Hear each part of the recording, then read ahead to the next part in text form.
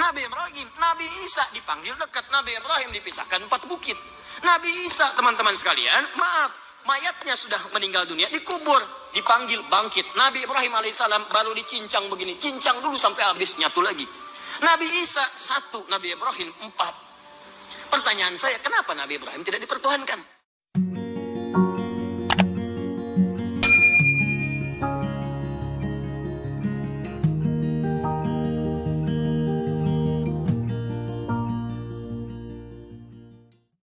Hai Shalom, saya Erik Christoffel, bertemu lagi di channel kami Sharing Alkitab. Hari ini saya akan membahas tentang suatu pernyataan atau kesalahpahaman lagi dari salah seorang ustadz, yaitu Ustadz Ali Hidayat. Namun sebelum saya menyampaikan kesalahpahaman ini, saya harus mengatakan bahwa saya sangat menghormati beliau dan juga sangat menghormati pernyataan dari beliau seperti berikut ini. Ini bukan ingin menyoal yang lain, tidak. Dan jangan ada kesan untuk melecehkan orang lain, tidak. Dan indah sekali Al-Quran. Saat Anda menerangkan ini, maka jangan ada motif untuk menjelekkan dan menghina orang lain. Tidak boleh. Termasuk melecehkan kepercayaan orang, silahkan. Tidak. Jangan lakukan, jangan melecehkan orang. Jangan celah orang, tidak. Tugas kita itu menerangkan, kalau ditanya bisa jawab. Itu maksudnya. Dan kali ini saya akan membahas tentang satu topik yang cukup menarik ya, tentunya tentang ketuhanan Yesus. Jadi ada 2 poin dalam penekanan beliau tentang ketuhanan Yesus. Dan kita akan soroti itu bersama-sama. Perhatikan video yang pertama ini. Ternyata hasil kelahiran dari yang lain. Kalau ada yang mengatakan misalnya Nabi Isa itu Tuhan. Kenapa dia Tuhan? Karena dia misalnya, mohon maaf, kita cek, dia dipertuhankan. Nabi Isa dilahirkan. Sifat Tuhan tidak boleh sama dengan makhluk. Lalu dikatakan misalnya, tapi kan dilahirkannya itu bukan biasa. Kalau manusia dilahirkan mesti ada bapak, ada ibu. Ini kan bapaknya nggak ada, cuman ibunya. Kalau manusia kan ada bapak, ada ibu. Isa nggak ada bapak, ada ibunya aja. Ini mesti beda, ini lain ini. Kita jawab, Adam lebih hebat lagi kata Al-Quran. Adam lebih hebat, bapak nggak ada, ibu nggak ada. Kenapa Adam nggak jadi Tuhan? Maka muncul keterangan dalam Al-Quran. Awas, masalu inna matala Isa kamathali Adam. Ya, maka penciptaan Isa itu sama dengan Adam, nggak jauh beda. Kalau Isa dipertuhankan, kenapa Adam tidak? Jelas sampai sini? Dari video pertama ini, sang ustadz berusaha untuk menjelaskan bahwa Yesus disebut Tuhan karena tidak punya bapak. Seharusnya Adam yang disebut Tuhan karena memang Adam tidak punya bapak dan tidak punya ibu. Namun yang ingin saya sampaikan kepada teman-teman sekalian bahwa kami orang Kristen bukan memahami seperti itu. Kami memahami bahwa Allah berinkarnasi menjadi manusia, lalu memakai rahim Maria untuk menjadi tempat atau sarana di mana Yesus lahir. Dan Yesus lahir dalam kesucian tanpa seorang ayah, ya. Memang itu bisa jadi salah satu bukti bahwa Yesus itu Allah. Tetapi tentang lahir dalam kesucian ini ya, maksud saya lahir dalam kesucian itu bisa menjadi salah satu bukti bahwa Yesus itu Allah. Tetapi yang menjadi penyorotan utama dari kelahiran Yesus yang suci ini adalah karena Yesus akan menjadi penebus dosa manusia yang akan dipaku di kayu salib nanti. Sehingga yang layak, yang bisa menebus manusia itu hanya yang suci. Itu sebabnya Yesus harus suci, lahir dalam keadaan yang suci. Makanya Allah berlakukan hal seperti itu. Jadi kami tidak mengatakan Yesus Tuhan karena dia tidak punya bapak, bukan itu. Tapi nanti saya akan jelaskan lebih lanjut tentang keilahian Yesus di kesimpulan nanti ya. Kali Quran itu ada lagi yang protes, oh tidak, Isa itu punya sifat lain yang Adam nggak bisa. Apa itu? Menghidupkan yang mati. Adam nggak bisa, Isa bisa. Turun lagi keterangan Quran, dibedain lagi. Ada yang lebih canggih menghidupkannya, namanya Nabi Ibrahim. Turun Quran surah kedua Al-Baqarah ayat 260, paling tinggi sebelah atas. Wa idh qala Ibrahim rabbi arini kaifa tuhyil mauta. Ketika Ibrahim memohon kepada Allah, ya Allah tunjukkan kepadaku bagaimana cara menghidupkan yang mati. Maka diizinkan oleh Allah, lebih canggih. Kalau Nabi Isa dipanggil, hidup dengan izin Allah, biiznillah, hidup. Dan gitu meninggal lagi. Nabi Ibrahim tidak, begitu hidup dicincang dulu tuh. Cincang dulu tuh. Lihat kalimat Qurannya. Wa idh qala Ibrahim rabbi arini kaifa tuhyil mauta. Qala awalam tu'min? Qala bala walakin liyatma'inna qalbi. Qala fakhudh arba'atan minat tayr.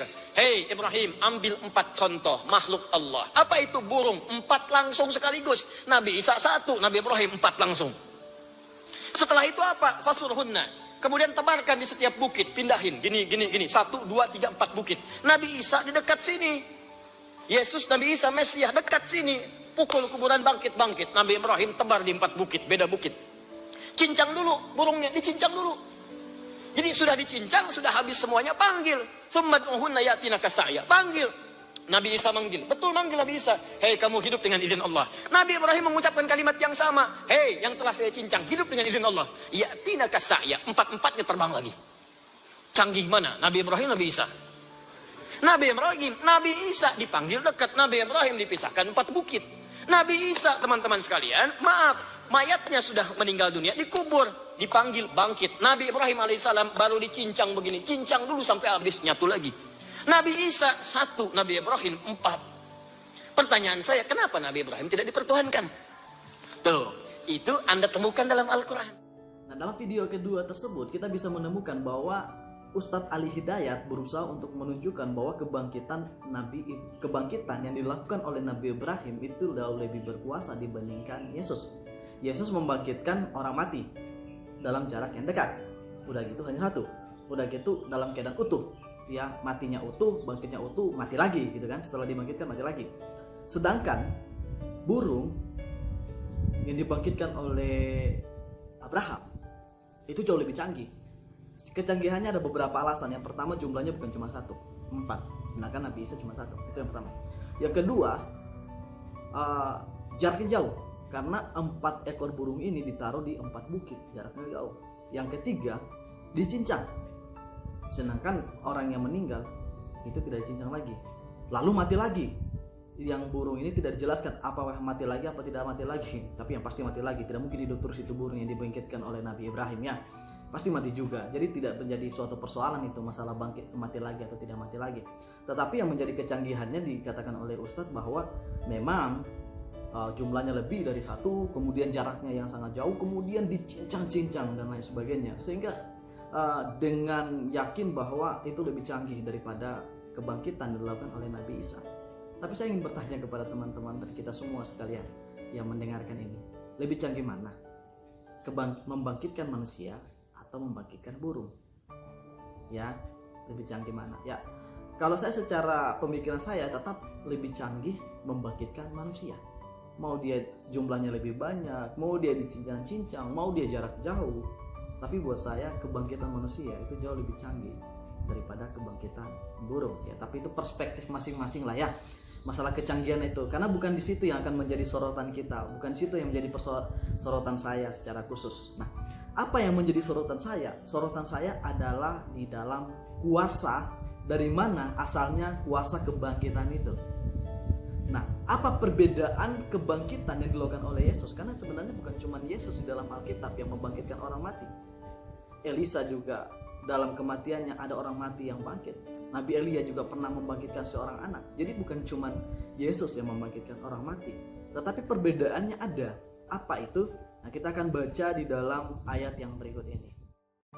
Lukas 7 ayat 14, sambil menghampiri usungan itu ia menyentuhnya, dan sedang para pengusung berhenti ia berkata, "Hai anak muda, aku berkata kepadamu, bangkitlah." Ayat 15, maka bangunlah orang itu dan duduk dan mulai berkata-kata, dan Yesus menyerahkannya kepada ibunya. Dari sini kita bisa menemukan bahwa ternyata Yesus membangkitkan orang mati dengan kuasanya sendiri. Ya, kalau kita menyoroti dari semua perkataan baik Nabi maupun Yesus, Nabi selalu berkata, Tuhan berfirman, Tuhan berfirman, Tuhan berfirman. Tapi Yesus selalu berkata, aku berkata kepadamu, aku berkata kepadamu, dan aku berkata kepadamu. Dan ketika Yesus membangkit orang mati, Yesus tidak berkata dalam izin siapapun, tetapi Yesus membangkitkan orang mati dengan kuasanya sendiri. Hal itu dikuatkan lagi di dalam pernyataan Yesus, ya, di dalam ayat berikut ini. Yohanes 11 ayat 25 sampai 26. Jawab Yesus, "Akulah kebangkitan dan hidup. Barang siapa percaya kepadaku, ia akan hidup walaupun ia sudah mati. Dan setiap orang hidup dan yang percaya kepadaku tidak akan mati selama-lamanya. Percayakah engkau akan hal ini?" Dari ayat ini kita bisa melihat bahwa ternyata masalah kebangkitan itu urusannya Tuhan Yesus. Yesus yang berurusan dengan kebangkitan, ya. Jadi ada orang dibangkitkan itu haknya Yesus. Yesus tidak meminta izin sama Bapa atau meminta kuasa dari Bapa tadi seperti yang saya katakan sebelumnya. Memang Yesus berkuasa untuk membangkitkan orang mati. Itu sebabnya dikatakan, akulah kebangkitan dan hidup. Dan kita harus percaya kepada Yesus. Itu tentunya yang harus kita pahami. Jadi ini perbedaan antara kuasa membangkitkan. Ya, kalau para nabi membangkitkan dengan kuasa dan izin Tuhan. Tetapi kalau Yesus membangkitkan dengan kuasanya sendiri. Dan bukan minta izin sama Tuhan. Tidak sama sekali. Dan Yesus bukan cuma membangkitkan orang lagi. Kecanggihan yang lebih lagi, Yesus membangkitkan dirinya sendiri. Perhatikan ayat yang berikut ini. Yohanes 10 ayat 17 sampai dengan 18 saya baca dalam nama Tuhan. Bapa mengasihi aku, oleh karena aku memberikan nyawaku untuk menerimanya kembali. Tidak seorang pun mengambilnya daripadaku, melainkan aku memberikannya menurut kehendakku sendiri. Aku berkuasa memberikannya dan berkuasa mengambilnya kembali. Inilah tugas yang kuterima dari Bapakku. Kalau kita memperhatikan ayat tersebut, kecanggihan yang mana lagi yang dimaksud? Ya tentu saja kecanggihan ini jauh lebih canggih daripada yang canggih.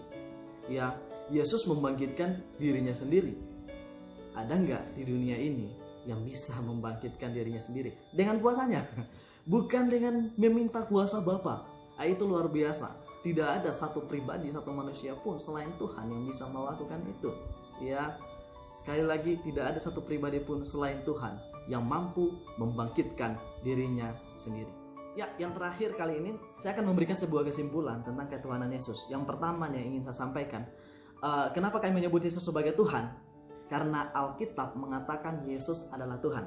Oke, Alkitab. Nah, sekarang pertanyaannya, apa itu Alkitab? Sebagai orang Kristiani kami percaya Alkitab adalah firman Allah, sama seperti ya kaum muslim percaya Al-Quran sebagai firman Allah, kira-kira begitu. Artinya apapun yang diucapkan oleh firman Allah, apapun yang diucapkan oleh Al-Quran, maka penganut agama itu pasti meyakininya. Begitu juga dengan kami sebagai orang Kristen, apapun yang diucapkan oleh Alkitab kami mengamininya.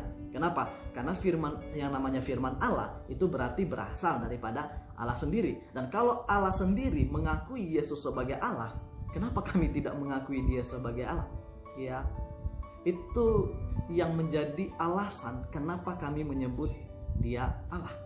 Ya, Yesus adalah pencipta, Yesus adalah Alfa dan Omega, Yesus juga adalah penguasa atas hidup dan mati. Sekarang mungkin muncul sebuah pertanyaan, tunjukkan kepada saya, ya, tunjukkan kepada kami di mana Yesus mengatakan dirinya adalah Tuhan.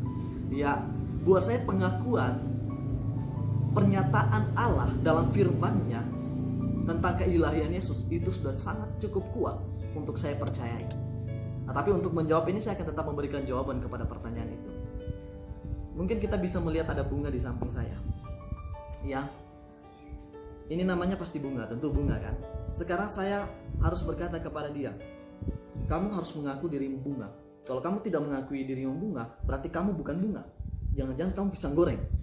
Ya, kamu harus mengakui dulu bahwa kamu adalah bunga. Baru saya percaya kau adalah bunga. Apakah saya harus seperti itu? Misalnya di sini di gereja gitu. Ini gereja tempat saya membuat video ini gereja. Apakah saya harus berkata kepada gereja, gereja, kamu harus katakan bahwa kamu gereja. Baru saya akui kamu gereja. Teman-teman kalau lihat lewat di jalan aja udah lihat ada salib, pasti mengakui oh itu gereja. Tidak perlu kita harus memperkenalkan diri. Itu sebuah logika yang sebenarnya tidak masuk akal. Ya. Sekarang saya di sini juga ada toke. Ya, ada toke. Tiba-tiba dia toke. Sekarang saya mau bertanya sama toke. Toke, tunjukkan kepada saya bahwa kau adalah toke. Kalau kau tidak tunjukkan, saya tidak percaya kau adalah toke. Apakah seperti itu? Itu kan suatu pernyataan atau logika yang aneh dari kita semua. Jadi saya pikir kembali lagi kepada kita untuk bisa menyadari Yesus adalah Tuhan, bukan karena Dia diangkat jadi Tuhan. Yesus adalah Tuhan karena Dia dikatakan di dalam firman Allah adalah Allah. Yohanes 1 ayat 1, Yohanes 20 ayat 28 dan lain-lain sebagainya. Jadi kami mengatakan Yesus Tuhan bukan kami, saya mengidolakan Yesus. Yesus itu baik sekali. Pengajarannya luar biasa. Wah, dia punya mujizat. Dia lahirnya dari seorang perawan. Dia tidak punya bapak. Mari kita angkat dia jadi Tuhan. Enggak seperti itu. Ya, kami juga tidak sebodoh itu untuk berpikir sampai sepicik itu. Jadi ya saya pikir kita bisa memahami hal ini. Saya pikir cukup videonya bagi kita semua. Kalau suka tekan like, kalau memberkati jangan lupa di-share ke teman-teman, jangan lupa di-subscribe juga untuk membangun channel kami. Tetap kita kerjasama, kita semua teman-teman dan saya juga bekerja sama untuk membangun channel kami ini. Kita tentu akan berusaha untuk tetap meluruskan kesalahpahaman dari yang dikatakan oleh orang-orang tentang ajaran Kristen. Karena biar bagaimanapun kita tetap bertanggung jawab terhadap iman kita. Tuhan memberkati kita. Shalom.